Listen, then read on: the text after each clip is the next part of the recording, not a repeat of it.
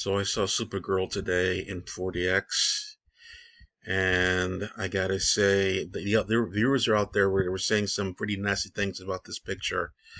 They were saying that it's too dark, too dim. I saw it in 3D 4DX, by the way, and it was too dark. You couldn't see certain scenes. The fighting choreography was awful. I mean, like, they're over exaggerating for clicks and views, I believe, in this circumstances. I saw the Furious movie. It's a foreign martial arts picture about a guy whose daughter gets kidnapped. And he's going like a badass spree, kicking ass. You know, those fight scenes are obviously really, really good. And then the fight scenes in this one are fine. I mean, like, they're not horrible. I've seen way worse, way sloppier, way lazier. The ones in this one are fine. I like the way she homelanders, aka laser beams things. In 4DX, it felt really good. By the way, the laser beams felt really good. For 4DX fans, the later half of the picture is when it really picks up over there, and like your seats will really be jumping. Like when the thing crashes down, and when Supergirl starts swinging with the whole the POV shots, if you will. It's hard to say. It's not POV shots. It's like other angled shots when it's really close to her. But yeah, it's really good. And the story itself over there was, I guess, lazy in an aspect because they had not one but two MacGuffins in the picture. The first MacGuffin was a sword. Give me back my sword. It's all about the sword. And the second one was about crypto. That's the other MacGuffin. The reason why Supergirl, the lazy one, from the trailer and stuff like that, actually does something was because, crypto gets got. And like that's what Death's formula, you mess with their family, and then they got to start doing something. So she finally does something when her dog gets messed up. So that was lazy right there. So I'm like, okay, here we go. The journey itself over there beyond that one was meh. Supergirl, I think there's a combination of things. The actress isn't really good in the role. It's like she doesn't really care, which is probably what they were going for. And if you don't care, I don't care. And it's like when you see Toy Story 5, right? And the characters are the toys. They're passionate about everything in the picture, and it makes you care.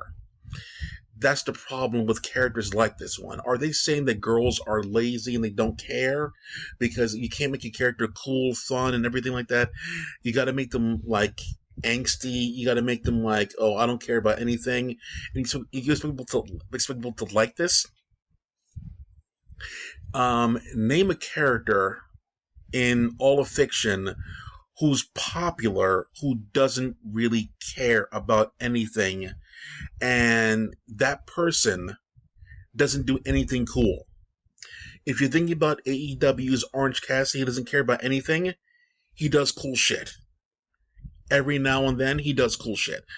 Anybody else who's like really like who could actually say like, oh, I can go around and it's like, oh, like I don't really care about anything, and like everything's bleak and disgusting, and they're cool.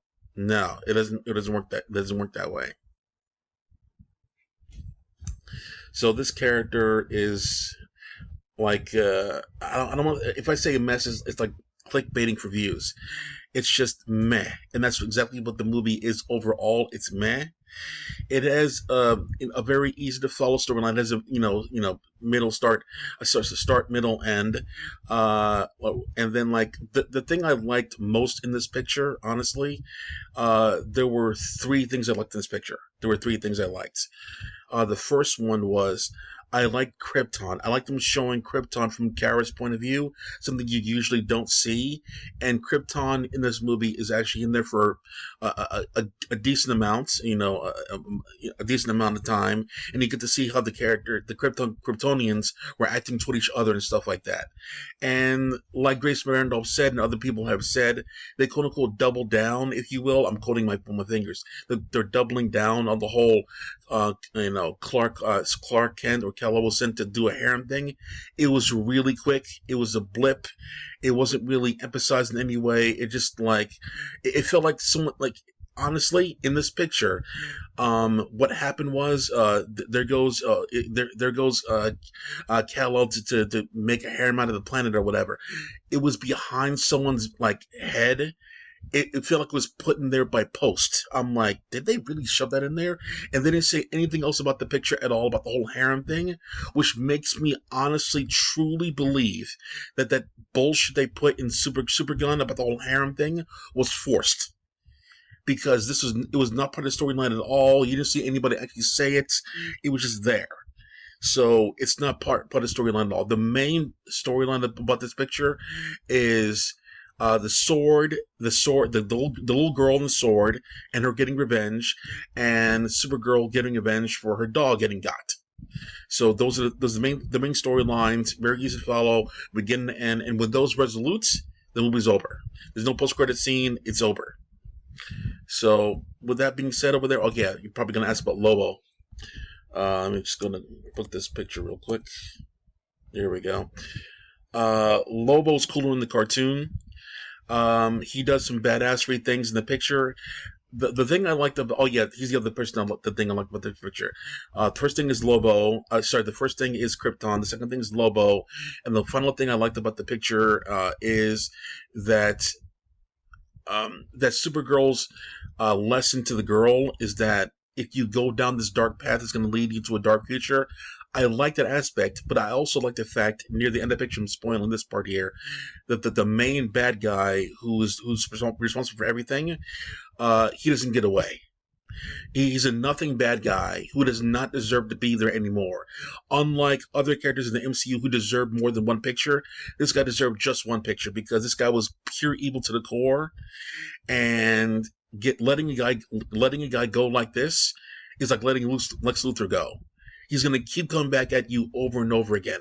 But unlike in Lex Luthor, who's cool, who's calculated, who has many things going on for himself, who you want to see come back because you want to see what his different plan is, this guy is very single-minded just to do bad things. He was never going to go away. He was never going to turn to be a good guy. So that's the main bad guy. He got. I'll just put it that way. And Lobo. Lobo, cool character from the beginning. They were talking about his aura, if you will, because he's a cool guy in the bar. They talked about how he killed his entire planet and stuff like that.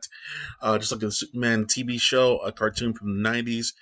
And his motorcycle's in the picture. His cool weapons are in the picture. He does some cool things in the picture. He shows up when he needs to show up over there. He has a heroic moment in the picture as well. He has some cool lines in the picture. So Lobo's Lobo, not really a bad thing, but he's a cool character. In the middle of the picture when he showed up over there, it was really cool. So yeah. So overall, I'm going to give my thoughts on the picture now. Overall, the picture is fine. Did it need to be here? No, it did not need to be here. It could, if this picture didn't exist, who cares? It's part of it. It's supposed to be part of a greater storyline, but we'll see what happens in the future. But it's okay. 4DX definitely makes it worth your while more because the shaking seats will wake you up. The music is horrible. Oh my god. I'm rolling my eyes now. The music is fucking horrible. Grunge rock cringe. Nobody cared, bro. I went to a fan appreciation screening for this one, and people were clapping after the movie was over. Barely any reactions throughout the entire thing. But I gotta say, overall, it wasn't as bad as I thought it was going to be. But still, okay. So movies that are out now, the movies that are worse than this one, in my opinion, are Back Room. Fucking cringe. Oh my god. The last part of the picture was fine, but getting up there was a fucking crawl up a mountain. Holy shit, that was bad. So Backroom was way worse than this picture, in my opinion. And there was another one. Oh yeah, Disclosure Day. Oh, fuck that movie. Oh shit.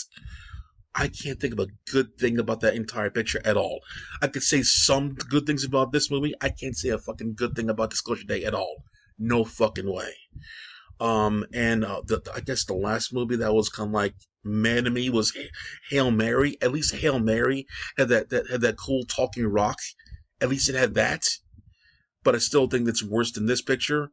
So yeah, Mandalorian Grogu. fucking kicks this fucking shit in the nuts. By the way, Mendo Grogu way better than this picture. But is that mean this picture is bad? No. If you see this movie on streaming, it would be better. This movie would be better because you skip to the bullshit.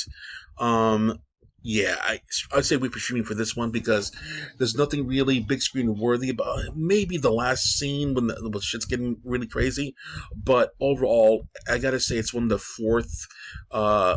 the fourth most boring picture of the year. Not number one, but fourth most boring picture of the year so far. I walked on a picture recently. Oh yeah, stop the train. Oh my god.